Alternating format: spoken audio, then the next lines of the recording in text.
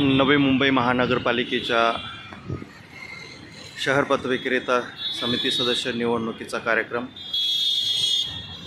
2026 या अंतर्गत दुसरी निवडणूक सूचना फलक या ठिकाणी आपल्याला दिसत आहे। पहिल्या निवडणूक सूचनेमध्ये 14 मेपर्यंत नामनिर्देशन पत्र मागवले होते, परंतु उमेदवारांना सर्व विहित नमुन्यातील कागदपत्र जमा करण्यासाठी वेळ मिळावा यासाठी त्यांनी केलेल्या विनंतीनुसार 19 मेपर्यंत ही तारीख वाढवलेली होती आणि त्यानुसार हा संपूर्ण प्रोग्राम शुद्धीपत्रकानुसार प्रसिद्ध करण्यात आला होता।